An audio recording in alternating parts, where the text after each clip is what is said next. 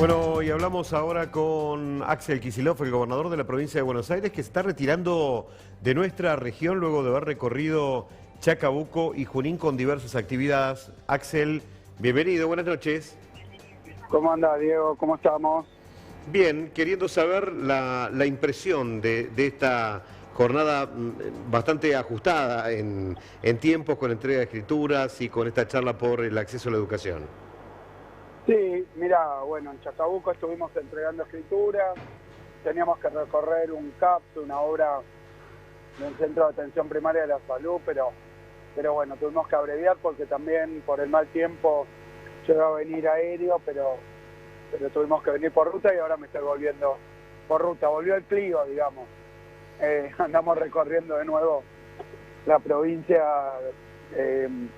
y bueno, y tuvimos también una reunión en un club en Chacabuco donde van a hacer un salón de uso múltiple para diversas actividades, recorriendo obras, y a Junín llegué ahí con lo justo para ir a la UNOVA, invitado a esta jornada sobre el derecho a la educación, que la verdad fue muy concurrida, y bueno, forma parte de una serie de jornadas que estamos destinando a tomarnos un ratito más y poder charlar sobre cuestiones con una mirada un poco más profunda, como bueno, ya hemos hecho sobre el derecho a la salud, sobre el derecho al arraigo, que tiene que ver con políticas del interior de la provincia de Buenos Aires, con el programa Puentes, con los caminos rurales, con las casas de la provincia, con los frigoríficos municipales, con todas las cuestiones que estamos llevando adelante.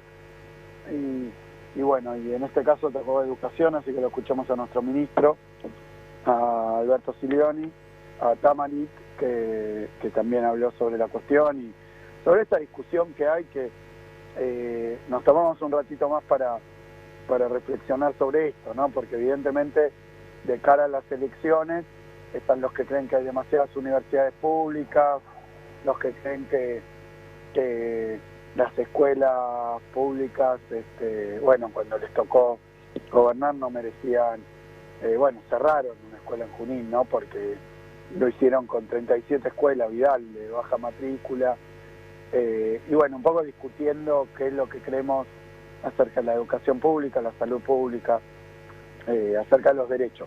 Claro, está muy bueno esto de la universidad y por mí que se multipliquen por 2 millones, siempre y cuando sean de buena calidad, ¿no? Porque después, si no, el papel en el que está impreso el título no vale ni su costo. Por ahí un poco ese es el miedo también ante una ampliación excesiva o universidades muy locales. Pues está genial la idea de estas universidades provinciales que capacitan en oficios. Sí, bueno, la UNOVA, pero también lo tenemos con varias experiencias más, y después mucha universidad pública, que en Argentina hay una larga tradición, y en la provincia de Buenos Aires también, porque incluso la Universidad de Buenos Aires era una universidad provincial originalmente, después se nacionalizó, y lo mismo pasó con varias universidades del conurbano, y bueno, y la verdad que el sistema universitario argentino y bonaerense, si algo no tiene son problemas de calidad, ¿no? Por más que son masivas, pero sí hay una discusión sobre si las universidades tienen que ser privadas o públicas. Yo te digo, históricamente, yo sabés que soy economista de la UBA, doctor en economía también, profesor investigador del CONICET, me dediqué mucho tiempo antes de dedicarme a la política, era docente investigador, hacía política pero universitaria, y vos fijate que las universidades privadas, la de Palermo, la de Belgrano, etcétera, no quiero decir nada excesivo, pero no. Eran en términos de indicadores, etcétera, no solo comparables, sino que la UBA era la calidad académica y es todavía, Sí, sí. O sea que es más, la muchos registros de empleo te dicen tal universidad abstenerse, y generalmente son privadas. Son privadas, claro. Así que acá no pasa esto. Yo creo que en la Argentina también en la época de Irigoyen, ¿no? Que fue la reforma universitaria en Córdoba, viste, la del 18, desde ahí siempre tuvo una universidad pública de calidad, y a partir del 49 gratuita, y eso permitió que muchísimos pibes y pibas de nuestra provincia, de nuestro país, pudieran tener bueno, mi hijo el doctor, ¿no? Que hoy, que venían inmigrantes y acá con la universidad pública gratuita, que no pasa en países vecinos, como es el caso, por ejemplo, de Chile, donde hubo todas esas movilizaciones grandes que hubo en su momento. Incluso el propio presidente actual de Chile, Boric, formó parte de esas movilizaciones porque los sectores populares, los sectores medios, los sectores trabajadores no pueden mandar a sus hijos a la universidad porque están aranceladas y eso resulta excluyente, ¿no? Así que es una discusión sobre lo público y lo privado que me parece que vale la pena tener, porque ahora de nuevo están diciendo privatizar YPF, privatizar aerolíneas, están diciendo ajustar, achicar, dinamitar, y creo que en esa discusión, bueno, se va a resolver un poco el tema electoral también. Bueno, vos hablabas de los derechos, yo me quedé plantado en un discurso que hablabas, estoy a favor de la meritocracia, pero siempre que equiparemos antes, algo así dijiste. Eso por un lado. Y me quedo en esto, o sea, equiparar está bueno. Ahora, ¿qué pasa con la gente que, y sos economista también, así que sabés de lo que te hablo, ha perdido tanto derecho, y hablo de la gente que depende más de lo privado, ¿no? Que no es estatal de la provincia, por ejemplo, que tuvieron un montón de mejoras, que se dedica a la actividad privada, sufrió el impacto, está en muchos casos por debajo de la línea de pobreza. Esa gente perdió muchos derechos. ¿Cómo se hace para llegar a ellos? Mira, yo hoy planteaba, justo me preguntó, no sé si no fue una periodista de este mismo medio, pero me preguntaba qué pensábamos del tema del poder adquisitivo. Yo le comentaba que de tanto recorrer el interior bonaerense, lo que me encuentro es que la verdad que lo que ha habido es un problema en determinados niveles salariales, distributivos, pero al mismo tiempo una fuerte recuperación y creación de empleo. Hoy los niveles de desempleo, hay lugares de la provincia de Buenos Aires donde no se encuentran determinados oficios, o bueno, nos pasa a veces con la obra pública que no hay empresas porque hay la construcción está bien, ha crecido, la producción ha crecido, más allá de la sequía. Entonces hoy, para ir a las estadísticas globales, cuando asumimos había 11 puntos de desempleo y ahora hay más o menos la mitad. Es decir, que mejoró la ocupación, pero hay una preocupación grande con el tema inflacionario y de los sueldos, ¿no? Entonces yo creo que eso es lo que debemos concentrarnos centralmente. Por más que se cree empleo, venimos de una época del gobierno anterior donde habíamos perdido no solo empleo, sino también salario muy fuerte, privado y público. En el caso del público, 20 puntos de salario real en la etapa anterior. Y eso se ha recuperado en algunos sectores y en otros todavía no se ha podido recuperar. Alguien consiguió trabajo, pero el sueldo no le alcanza. Claro. Nos tenemos que dedicar a eso principalmente, pero bueno, yo creo que eso no se soluciona con la receta del endeudamiento, de la fuga, ni siquiera con la del Fondo Monetario, que sabemos, ni con quitar derechos laborales, al revés. En ese momento los que siempre decían, como economista te hablo, que cuando lo que hay que hacer es bajar más los salarios para que haya más trabajo. Bueno, hoy yo creo que ese discurso de sacar aguinaldo, sacar vacaciones, sacar derechos laborales, cuando justamente el sueldo en algunas ocasiones no alcanza, es lo contrario de lo que tenemos que hacer. Tenemos que reforzar la distribución del ingreso y para eso, bueno, es una batería de políticas. Al mismo tiempo te digo, tenemos que sostener estos niveles de ocupación y creo que ese es el gran desafío a futuro. Bueno, a mí me preocupa mucho. Te digo, hoy estuve en el súper y, bueno, azúcar de 700 mangos de segunda calidad, no es la de primera calidad, quesos que están carísimos. O sea, ¿cómo la van ustedes contra el supermercado, sobre todo contra aumentos que se vienen dando todos los días, ¿no? Que por allí, por eso te digo, los estatales provinciales van siguiendo estos aumentos, pero los privados te digo que no. O sea, yo soy asalariado y muchos de acá del canal y vemos que hay una pérdida en el poder adquisitivo importante. Sí, mientras haya paritarias, eso se observa en nivel promedio. Empezamos el gobierno con una recuperación y ahora la aceleración de los precios. Obviamente hay un fenómeno que tiene que ver con la situación de los precios de los alimentos, que bueno, que tiene varias medidas, pero te digo, a nivel general la pérdida salarial se ha dado, como te decía, determinados sectores mientras la economía crece. Entonces, ¿qué quiere decir esto? Que está habiendo una concentración de los ingresos, que hay un aumento de las ganancias en determinados sectores, y creo que esas discusiones, vos fíjate, si la torta se amplía, quiere decir que la producción crece, el producto crece, como se está viendo, y al mismo tiempo determinados sectores no le ganan a los precios, quiere decir que está habiendo una distribución hacia determinados grupos. Esa discusión creo que es la que hay que dar y obviamente a veces exige tensiones. Yo al mismo tiempo te digo, como te digo una cosa, creo que hay que marcar la otra. Hay niveles de ocupación elevados en buena parte de la provincia de Buenos Aires. Lo que tiene que pasar es que también el privado tiene que amoldarse a esta situación y bueno, son temas distributivos. La puja distributiva en la Argentina siempre ha sido un motivo de discusión y eso se salda por lo menos en nuestro gobierno a favor de los trabajadores. Obviamente eso no se gana con políticas de antiderechos, ¿no? Es todo lo contrario. Creo que lo que vos marcás tiene la solución contraria y al mismo tiempo tenemos fuertes condicionamientos. Lo estamos viendo, por ejemplo, lo que venimos charlando acerca del Fondo Monetario, el programa que se firmó en el gobierno de Macri, que el fondo exige permanentemente, es un programa que exige tasas de interés altas, devaluación por encima de los precios, y eso en Argentina nunca ha sido bueno para el tema de los precios. Necesitamos más discusión con respecto a esto, y te diría casi en el caso del Fondo Monetario que estas imposiciones no se pueden, no van a servir para generar lo que vos precisabas. No te voy a preguntar qué opinás sobre Bullrich, porque lo imagino. Ahora, ¿qué opinás sobre Massa y esta síntesis electoral que se ha generado dentro de Unión por la Patria? Bueno, es un poco lo que venimos marcando ya desde el año de las elecciones del 19.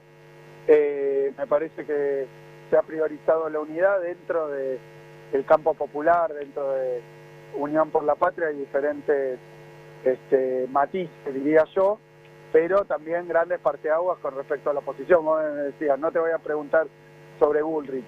Bueno, yo te digo, me parece que hay puntos donde los que estamos para defender la producción nacional, donde estamos para defender la integración, el federalismo, donde estamos los que estamos para defender y bueno, pararse más fuerte ante los acreedores. Bueno, estamos de este lado. Del otro lado ya vimos, las propuestas son cada vez más duras.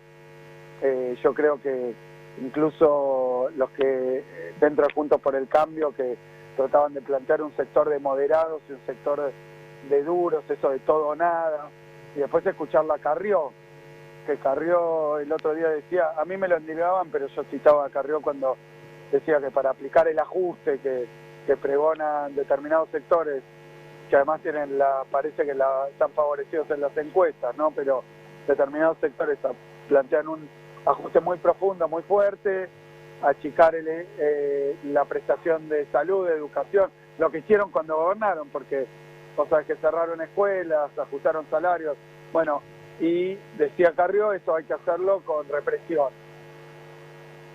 Y bueno, me parece que como propuesta electoral, más allá de que nuestro lado presentamos a veces posiciones que dentro de fomentar la producción, el empleo, el trabajo, la industria nacional, la producción nacional, y enfrentamos todas esas políticas neoliberales, bueno, del otro lado lo que plantean es un ajuste muy fuerte, y creo que en ese sentido lo que te diría Sergio es que hoy representa de alguna manera una unidad que con matices está a favor de ampliar derechos, ¿no?